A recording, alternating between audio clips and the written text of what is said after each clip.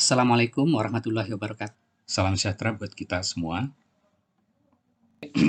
Kita udah ini ya mempelajari mengenai mulai dari yang sebelum UTS itu tentang pengenalan forensik secara umum, kemudian forensik digital, kemudian kita mempelajari tentang file system, storage, sampai terakhir kita mempelajari tentang bukti digital di email, sosial media, dan juga di web ya. Nah, sebetulnya sebelum materi ini itu ada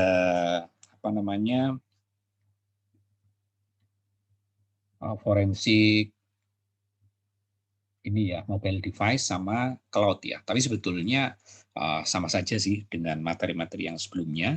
Hanya bedanya kalau di mobile device itu OS-nya kan umumnya pakai Android atau Apple iOS ya.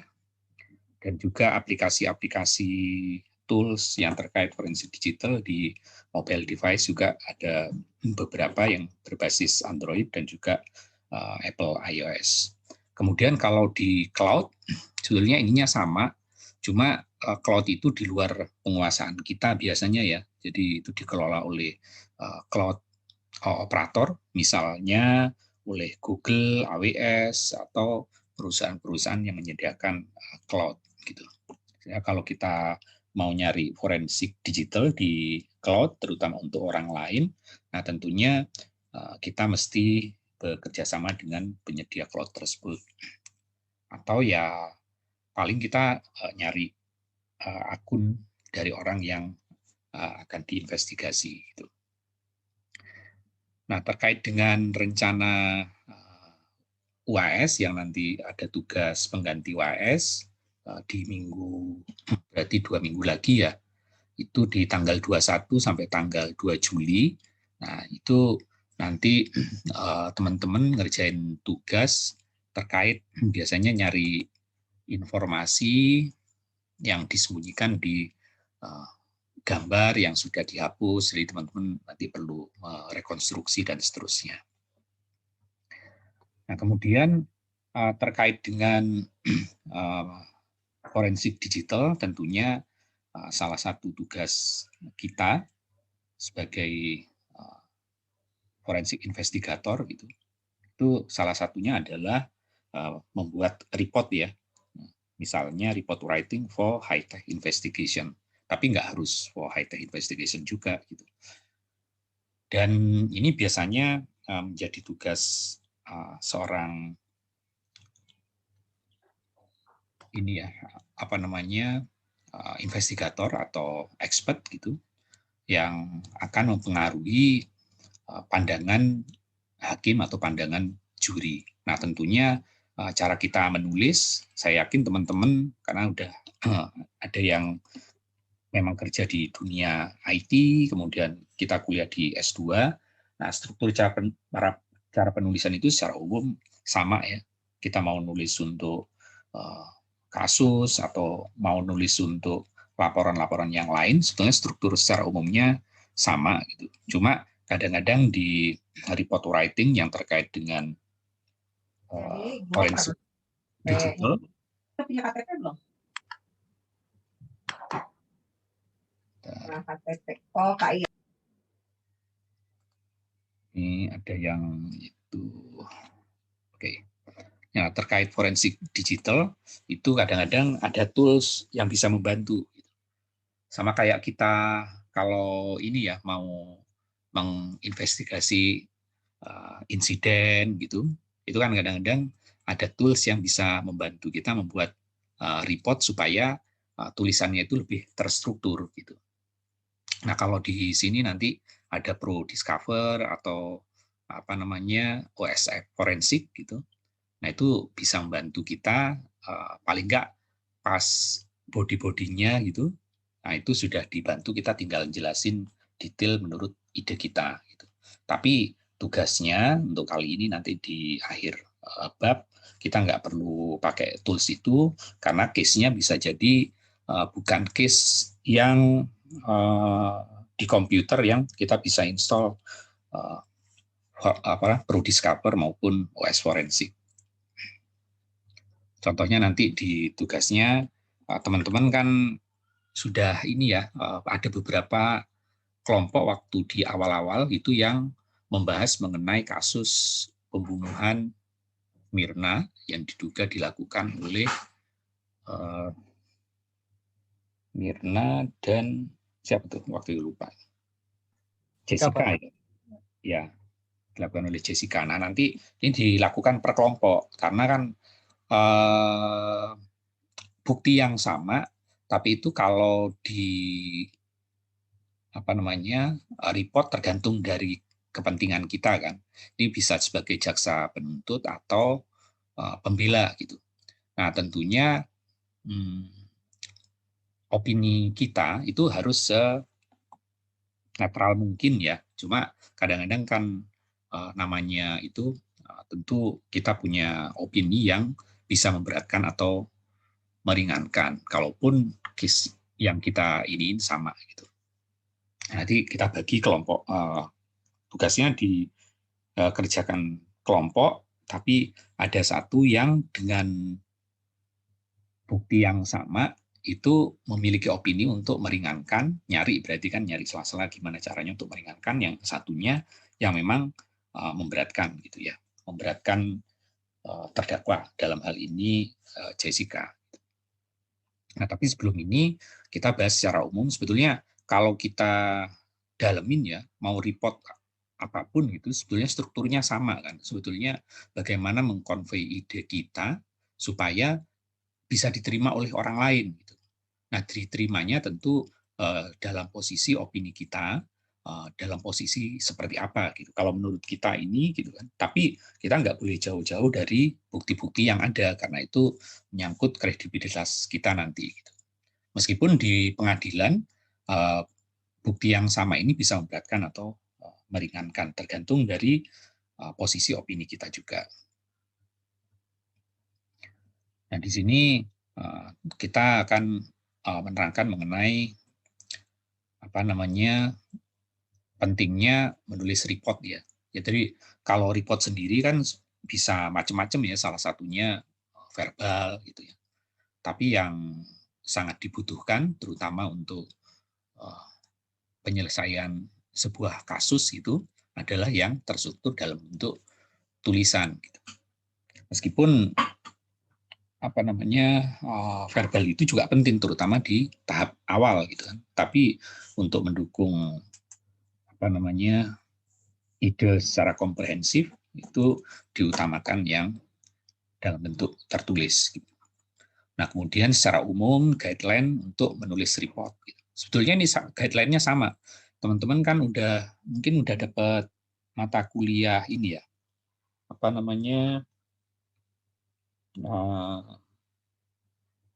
riset ya, yang untuk penelitian gitu, cara untuk menulis. Nah, nanti bakal sama. Cara teman-teman menulis skripsi, kemudian menulis tesis, dan mungkin nanti kalau ambil S3, cara menulis disertasi, itu sebetulnya konsepnya sama. Gitu kan. Adalah bagaimana ide kita itu bisa dituangkan dalam bentuk tulisan, dan tulisannya harus straight forward, nggak usah bertele-tele, tapi orang lain bisa memahami. Jadi ibaratnya tulisan itu kayak kayak formula matematis sebetulnya. Jadi teman-teman harus memilih kata-kata yang tepat, kemudian istilah-istilah yang tepat, dan dituliskan dengan tujuan supaya ide kita itu bisa tersampaikan. Makanya kalau nomor satu dalam menulis guideline ini, meskipun tidak tertulis secara umum, guideline utamanya itu teman-teman harus punya ide dulu gitu. Makanya ketika kita mau menuliskan tentang report writing terkait dengan investigasi forensik digital, tentu mungkin forensik digitalnya dilakukan oleh orang lain ya, petugas lab forensik misalnya, atau syukur-syukur kalau kita melakukan sendiri. Tapi kan itu belum tentu itu bisa kita dapatkan, karena kan di chain of custody si bukti-bukti forensik ini kan harus disampaikan kemudian mungkin ke lab dan kita nggak punya akses ke situ gitu ya. pada hari pertama gitu kan. Tapi mungkin kita bisa dapat data-datanya itu dari lab gitu kan. Kemudian kita melakukan analisis. Atau kita memang bertugas di lab tersebut dan kita punya analisis gitu. Tapi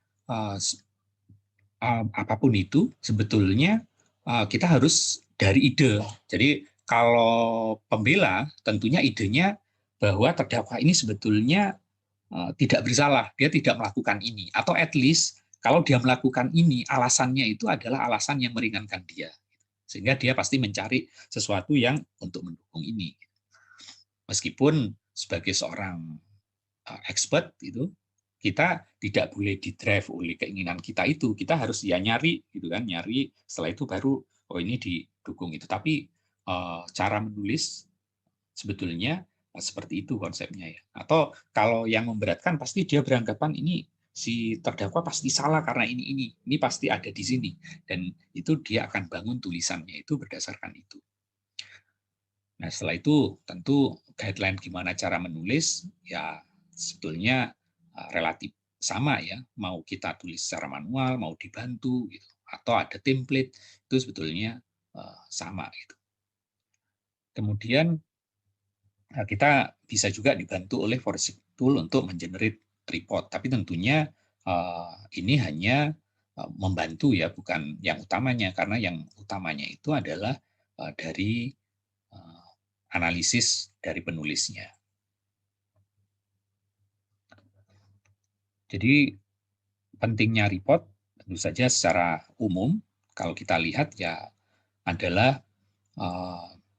bagaimana mengkomunikasikan hasil investigasi kita itu kepada orang lain gitu, berupa opini dari seorang yang dianggap expert di bidangnya gitu ya. Kemudian forensik report ya setidaknya bisa menyiapkan atau menyediakan justifikasi untuk katakan oh ini mungkin perlu nyari evidence yang lain gitu ya, karena mungkin dari tulisan kita masih tidak bisa disimpulkan bahwa si A itu adalah pelakunya gitu.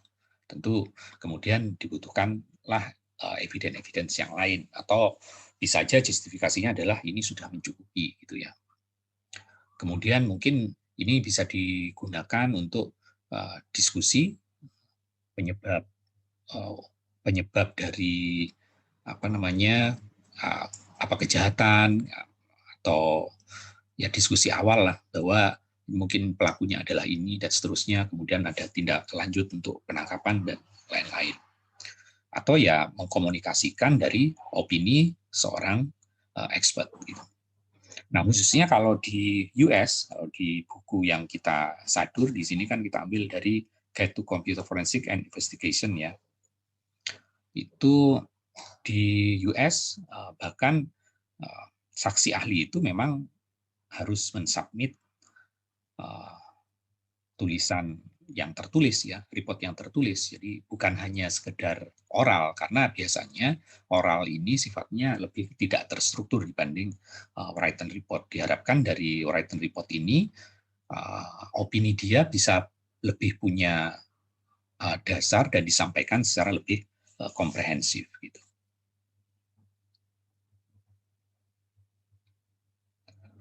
Jadi kalau di US itu prosedur yang terkait dengan submission dari written report itu adalah mungkin seluruh opini dia, kemudian basisnya apa sih kok dia memiliki opini tersebut gitu ya. Kemudian informasi apa yang terkait dengan opini tersebut. Jadi memang di pengadilan benar dan salah itu kan relatif ya. Jadi sebetulnya dinilai oleh juri maupun oleh hakim gitu kan. Ya karena itulah maka posisi bahwa hakim bisa melihat ini sebagai sesuatu gitu kan. Nah, itu kan tergantung opini kan, tergantung opini. Ya buktinya ada, tapi bukti yang sama itu bisa memberatkan atau meringankan. Sehingga written report ini, ya tentu didukung oleh bukti-bukti yang ada, itu mestinya termasuk menuliskan opini-opini dari expert yang sedang melakukan investigasi. Nah, kemudian di written report ini, selain yang utamanya, nah tentu hal-hal yang terkait ini supaya lebih meyakinkan. Ini kan masalah meyakinkan kan, bukan benar salah as is gitu loh. Tapi bagaimana tulisan ini meyakinkan pihak juri atau pihak hakim tentang pandangan kita terhadap case berdasarkan bukti forensik digital yang sedang diulas gitu. Maka ini juga tentunya mungkin terkait dengan mungkin pembayarannya, fee yang dulu pernah didapatkan oleh si expert ini, kemudian mungkin case-case yang related yang pernah dia menjadi saksi gitu ya.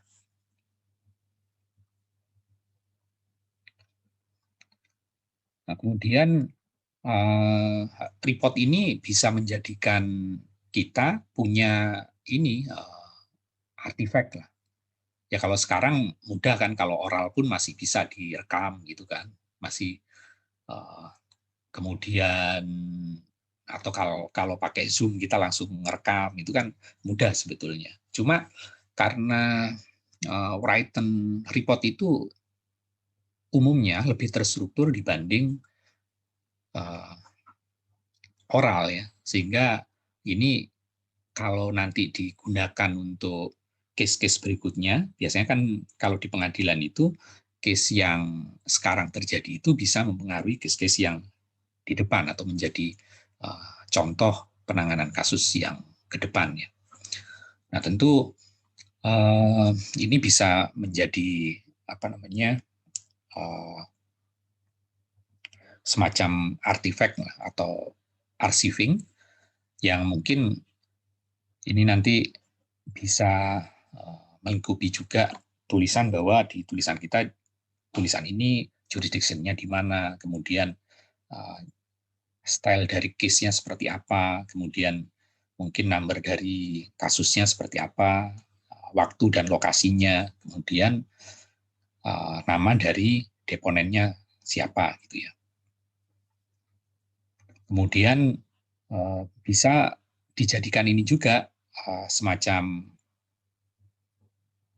knowledge information lah ya, atau disebut sebagai deposition bank dari expert ini, bahwa dia pernah menuliskan testimoni di mana saja dan dibaca oleh orang lain gitu.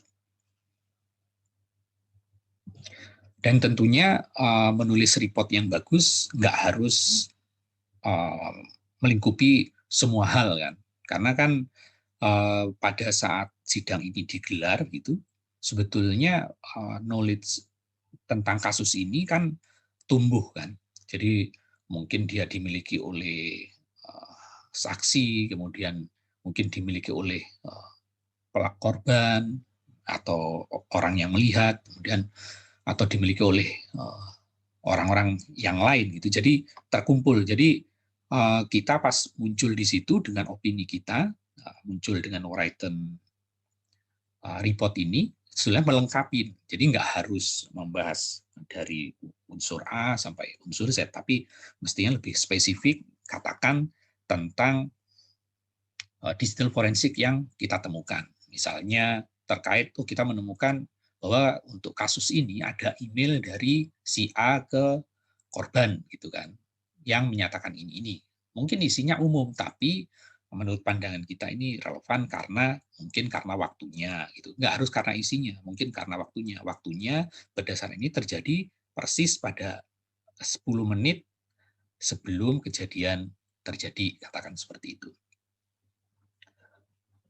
Sehingga report ini tentunya mestinya kita lebih spesifikkan ke hal yang sedang kita gagas, yaitu idenya kan, ide yang akan kita convey.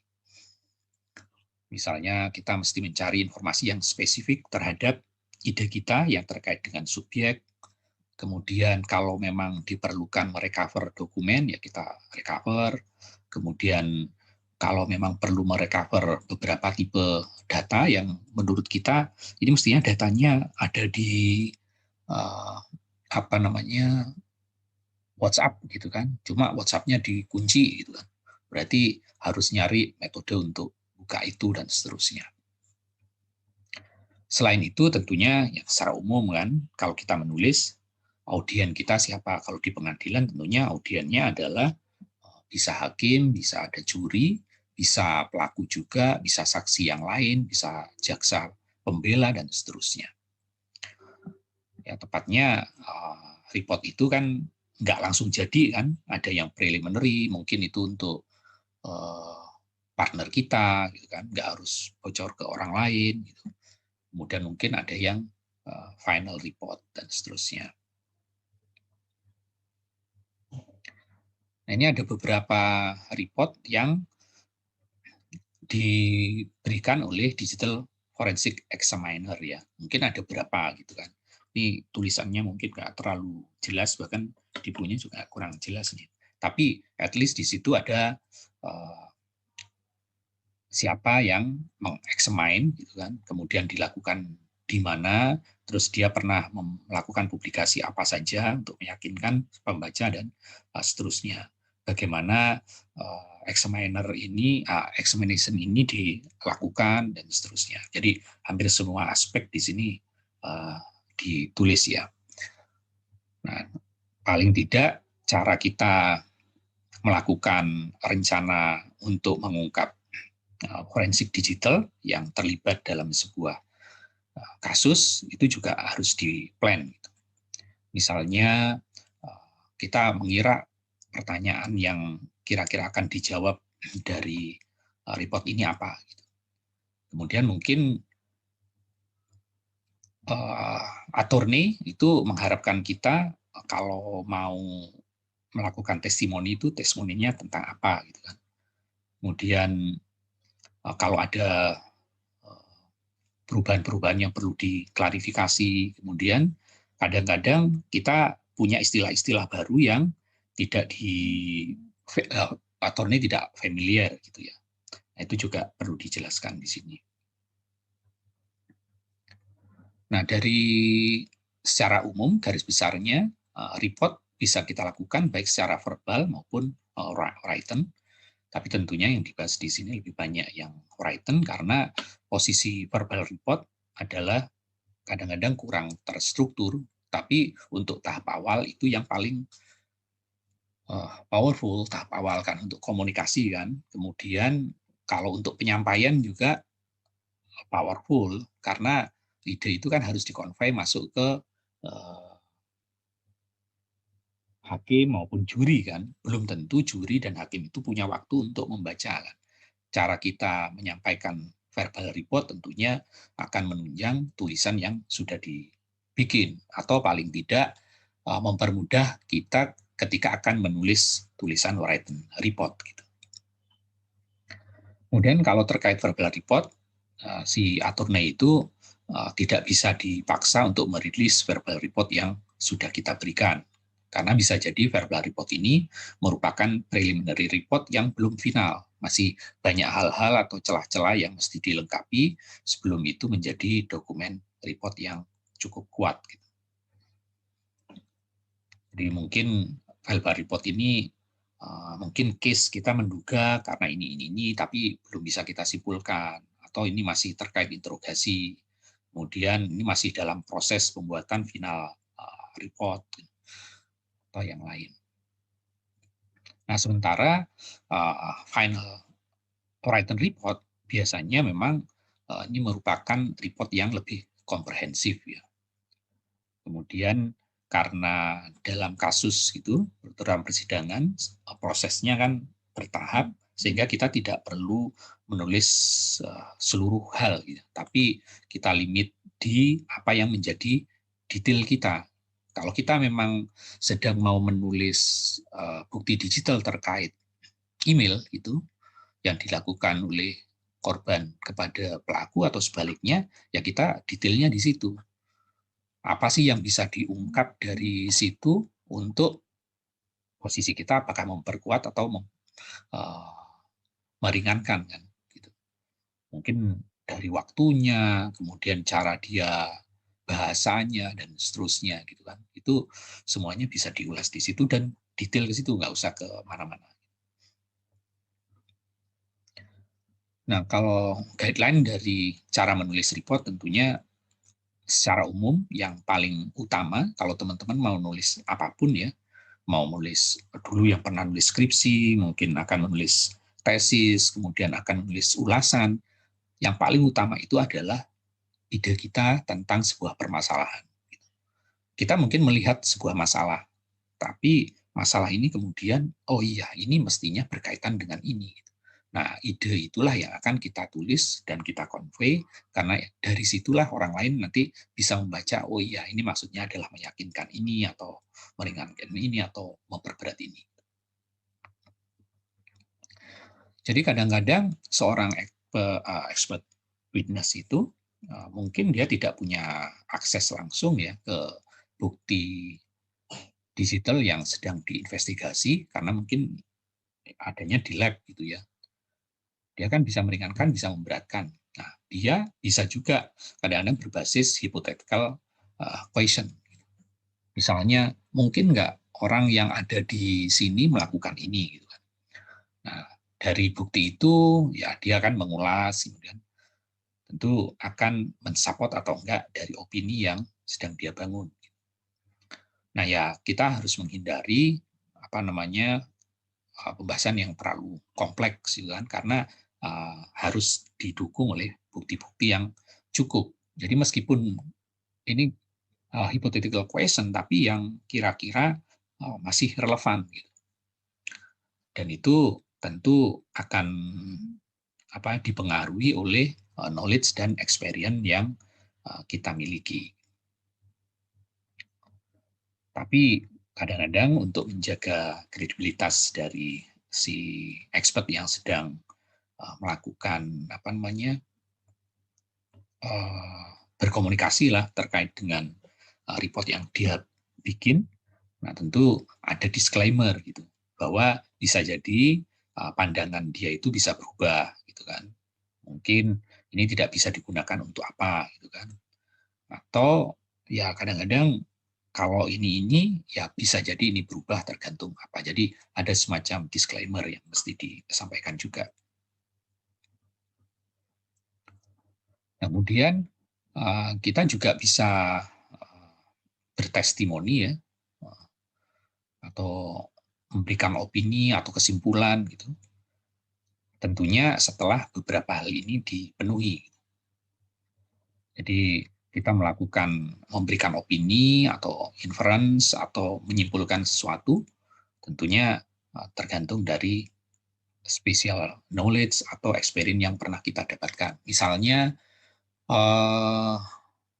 apa ya, kalau terkait dengan email, web, atau bukti forensik digital yang lain gitu, kita bisa merefer ke kejadian yang sebelumnya gitu. Misalnya, kalau tentang email yang terkait dengan buah apa gitu ya. Nah, di kasus yang dulu pernah terjadi, kita sebutkan tanggal ini berkaitan dengan itu gitu. Bisa jadi yang ini juga seperti itu gitu kan. Itu opini gitu kan. Tapi tentunya untuk buktikan itu lebih lanjut kita perlu cari bukti-bukti yang lain. Tapi at least dari situ kita sudah dapat opini yang akan kita tulis. Kemudian expertnya itu biasanya memang diharapkan punya kualifikasi yang memang benar-benar menguasai di bidangnya. Nah, biasanya ini terkait dengan apa saja yang pernah dia tulis. Nggak harus relevan langsung dengan case tersebut, tapi at least dia pernah menulis apa, kemudian dia pernah bersaksi pada kasus apa, dan seterusnya. Atau dia bekerja di bidang ini sudah berapa lama, gitu-gitu. Nah, kemudian tidak ada yang 100% benar kan, karena memang ini bukan masalah kebenaran hitam dan putih. Sehingga ketika kita memberikan kesaksian, nah kita harus ada level of confidence-nya yang kita sampaikan. Jadi ya berdasarkan apa yang pernah terjadi, kita sebutkan kejadiannya bla bla bla, itu kemungkinan, berarti kan ada kemungkinan. Saya yakin ini kemungkinan lebih 80% kayak, atau 70% atau 50% ini berkaitan dengan ini. Tapi tidak ngomong 100%. Nah, kemudian tentunya dalam beropini bukan hanya sembarang opini, tentu harus didasarkan pada data-data, fakta-fakta yang ada ya.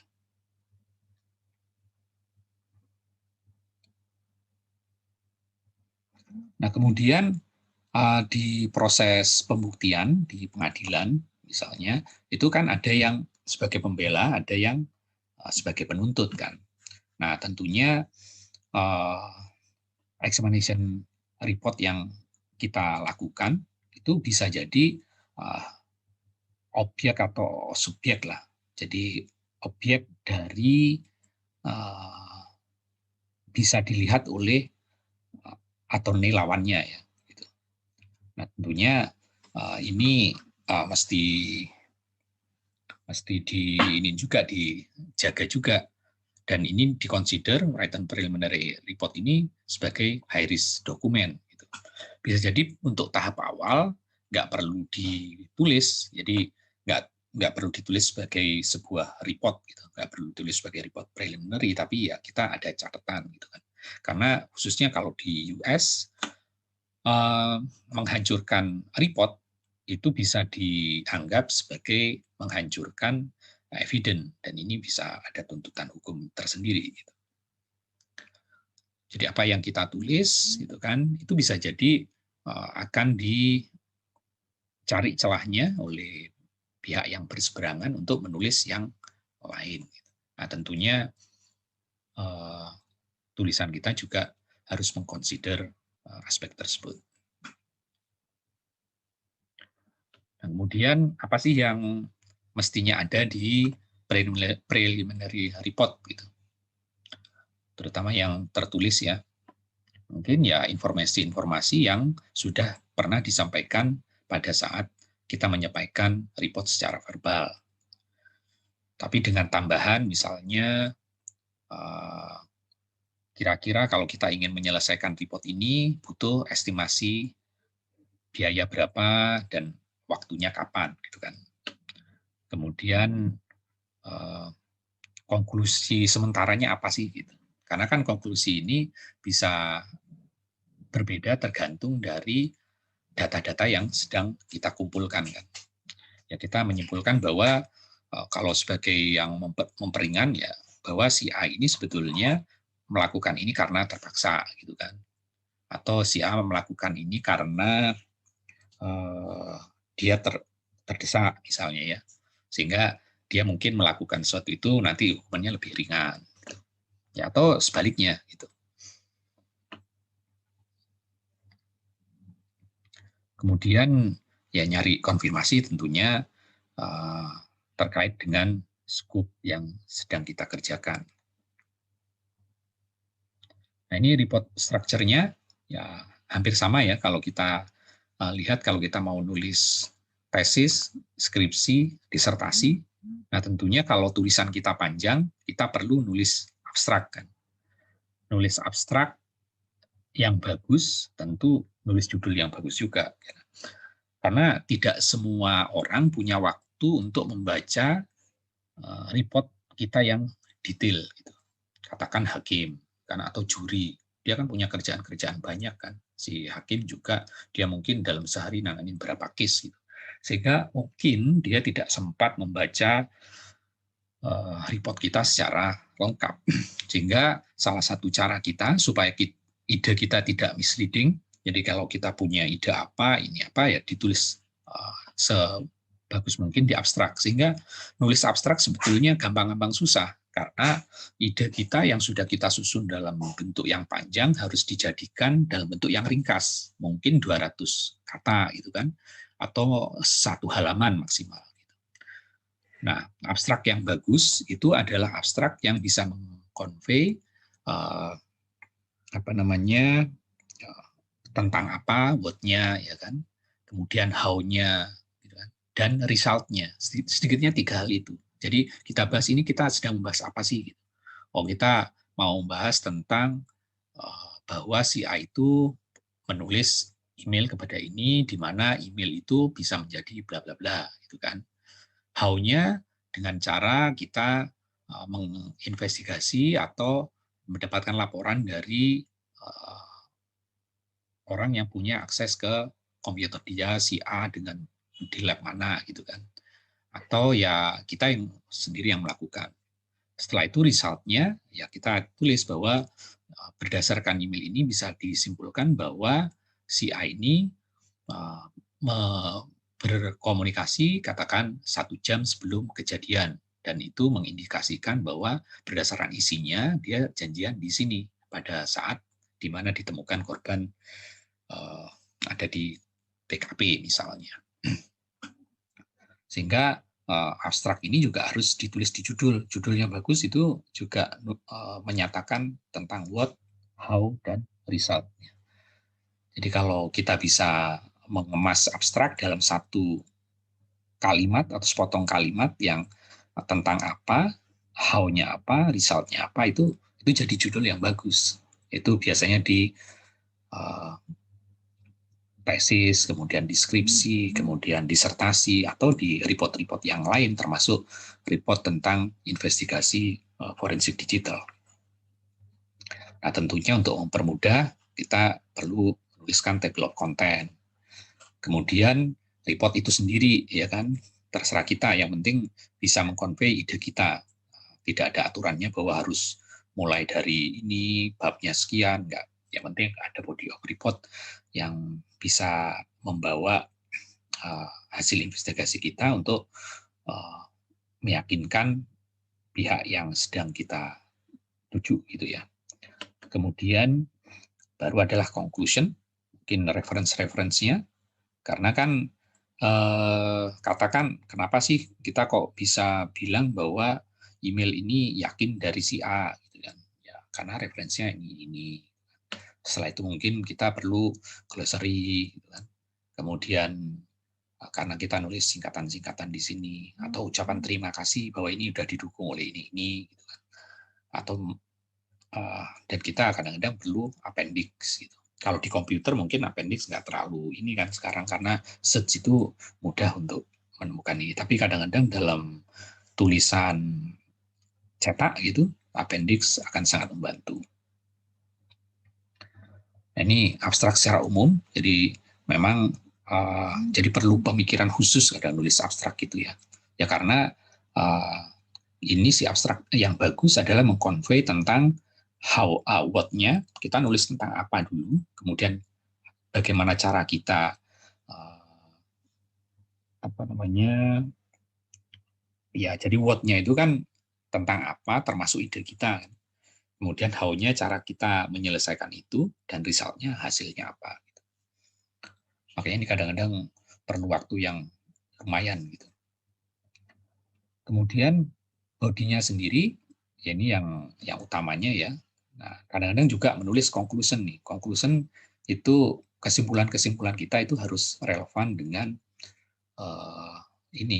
bukti-bukti yang ada di sini. Kemudian reference untuk memperkuat ya. Jadi kita perlu menulis report itu secara jelas. Ya, ibaratnya kayak bahasa matematis sebetulnya. Kita nulis apapun ya. Ya tentu semakin sering kita menulis, biasanya semakin cepat lah kita nulis sebuah tulisan gitu, termasuk menulis tentang report.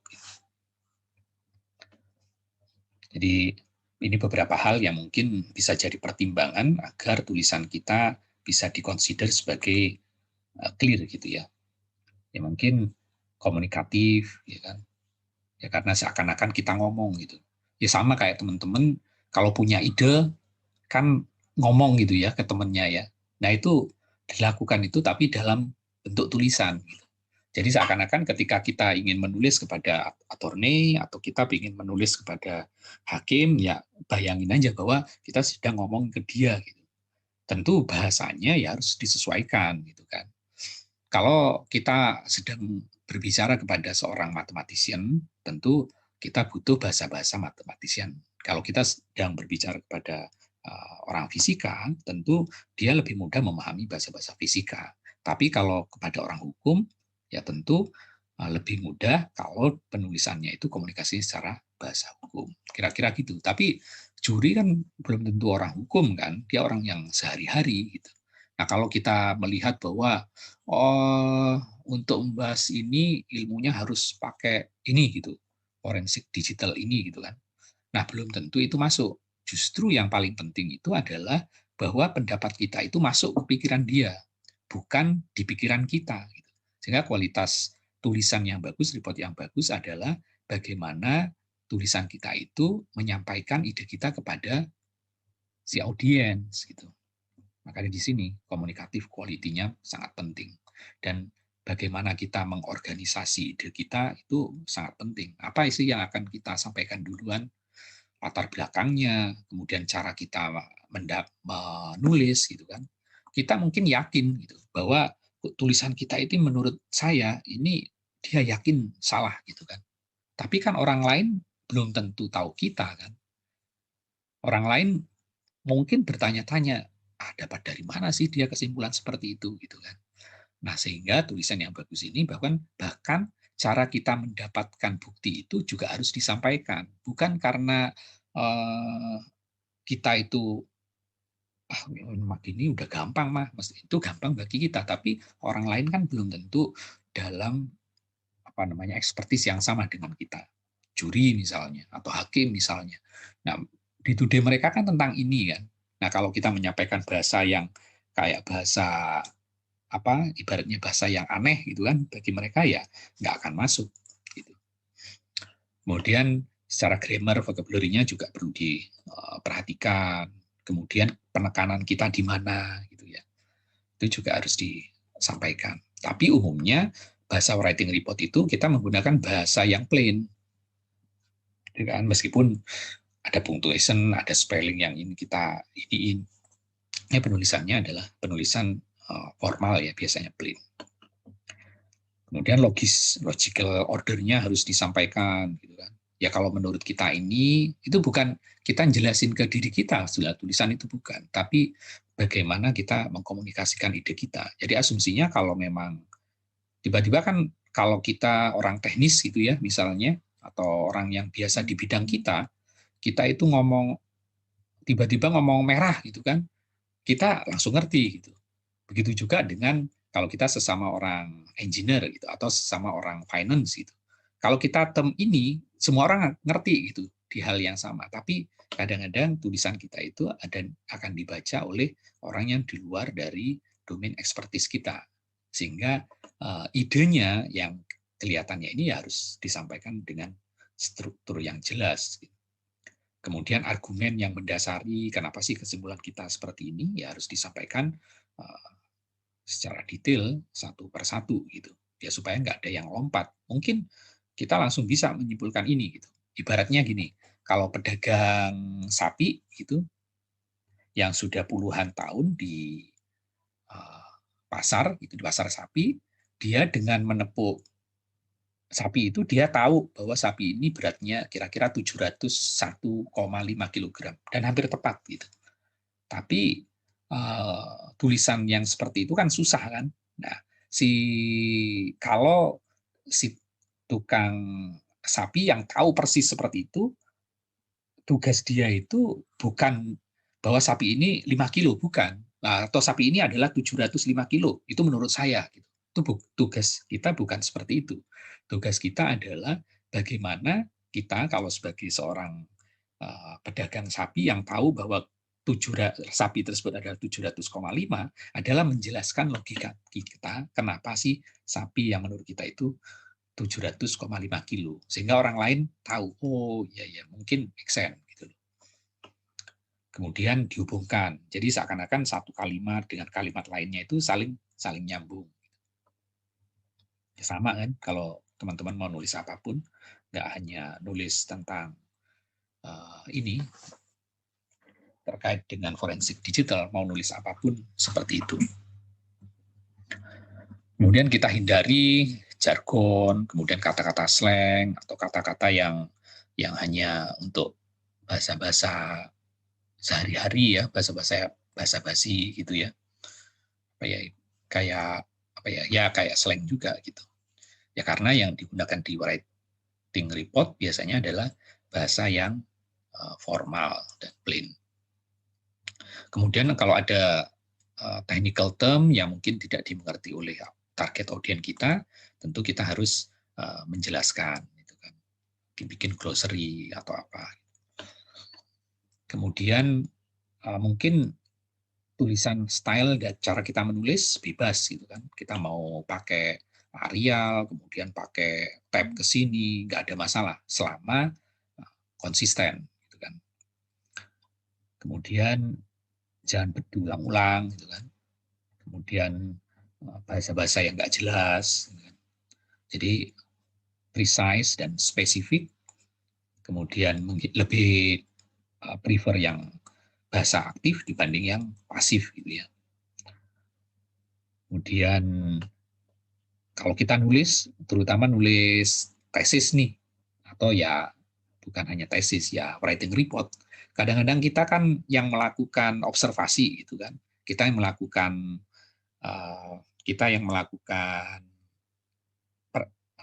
percobaan gitu ya, kan seakan-akan kita tahu kan bahwa detail A dari Z itu kita yang tahu kan, kita ingin menjelaskan itu kan, ditulislah ini bukan. Jadi kadang-kadang jangan terlalu detail seperti itu juga gitu kan, karena tujuannya bukan untuk melihat detailnya itu, tapi adalah bahwa ide kita dari sisi mananya yang akan diterima oleh audiens kita gitu.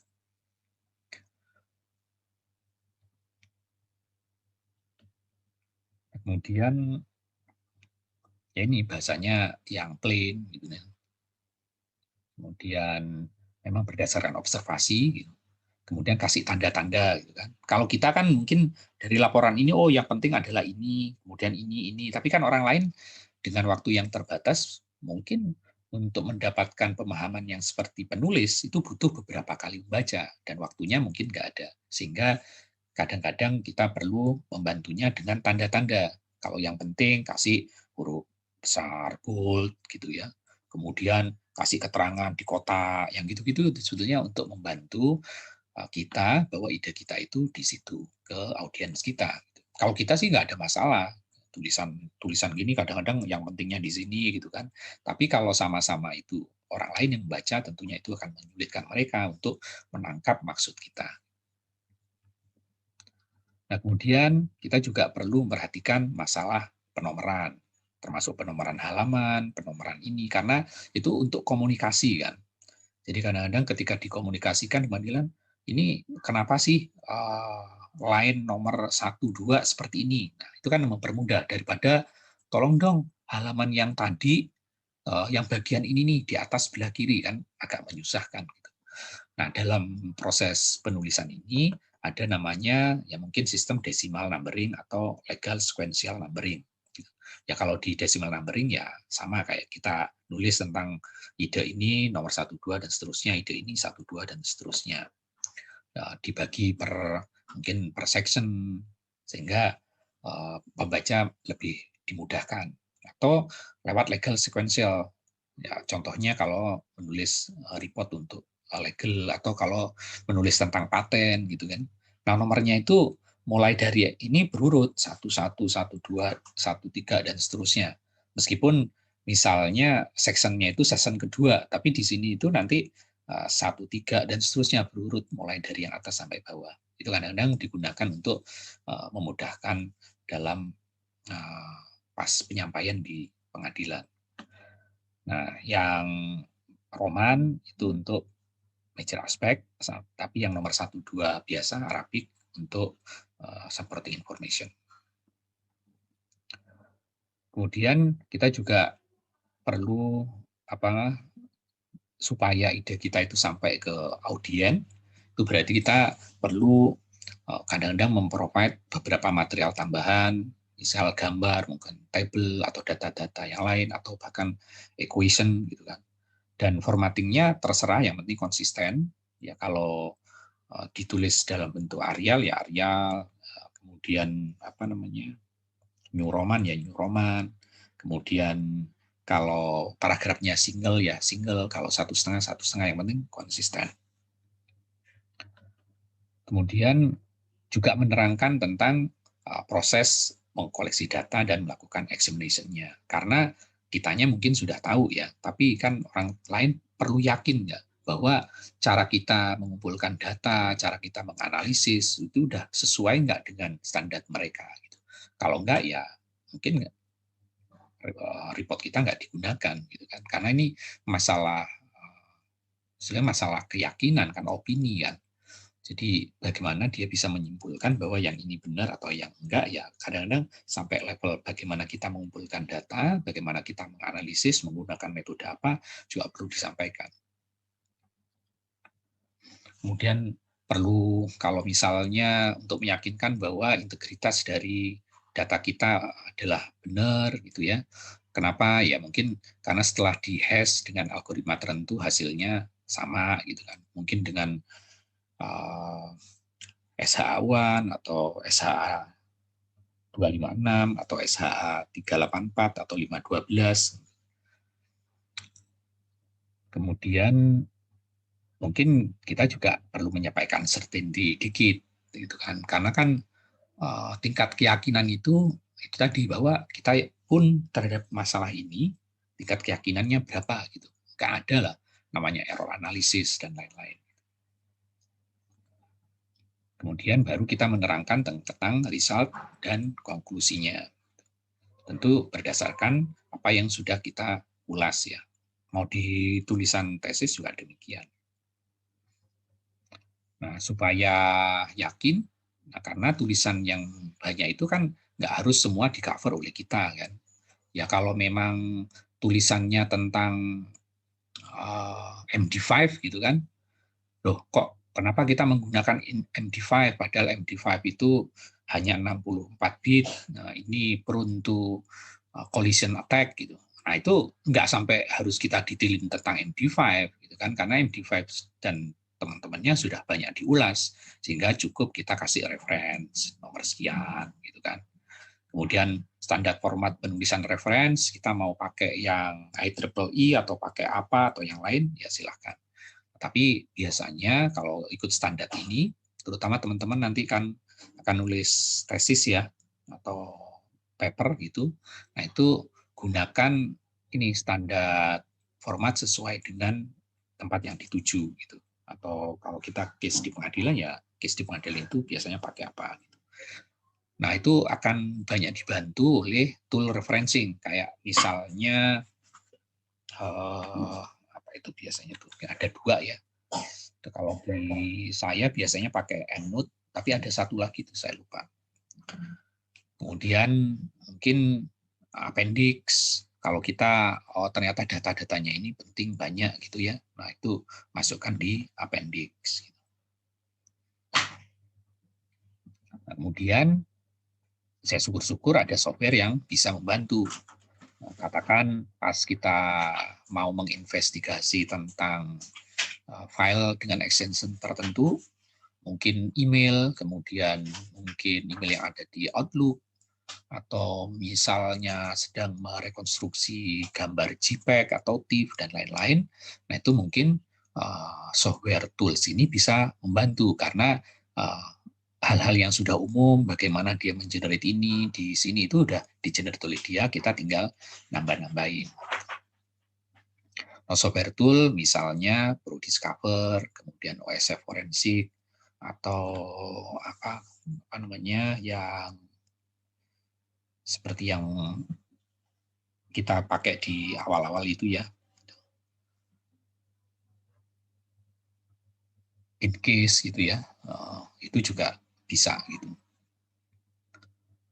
Nah, kalau format reportnya, biasanya kalau yang software tool ini, yang di-generate biasanya bisa dia pakai RTF, word processor gitu, sehingga kita bisa mengedit atau pakai XML gitu.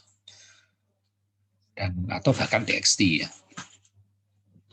Ini contohnya yang mengenerate report menggunakan ProDiscover.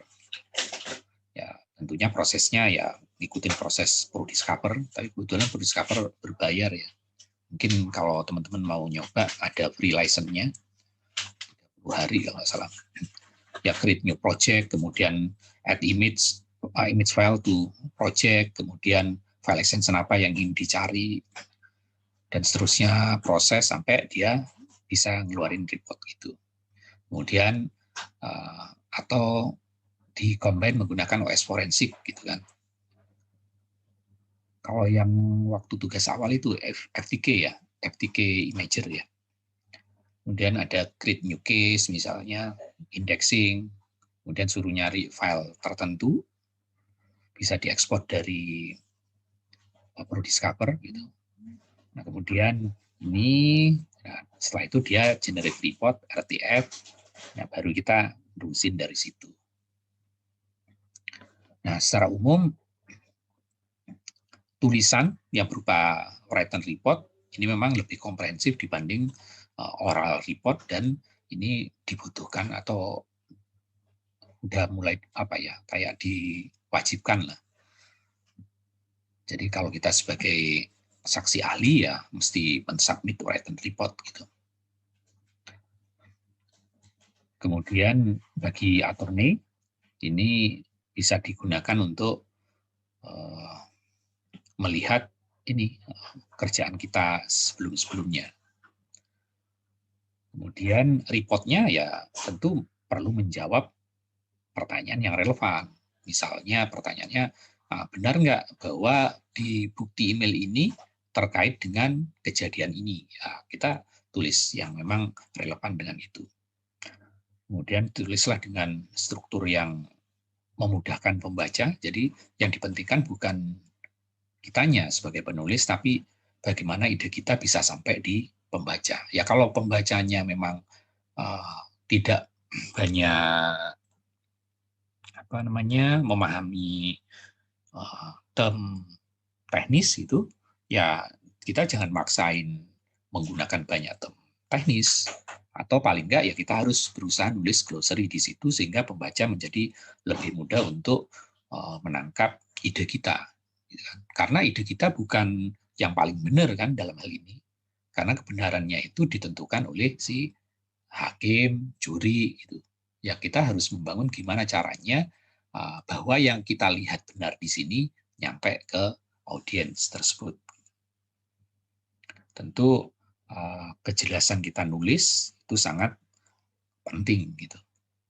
Kemudian ya membawa message tentang ide kita, objektifnya apa gitu, berdasarkan observasi yang sudah dilakukan. Nah, itu kira-kira teman-teman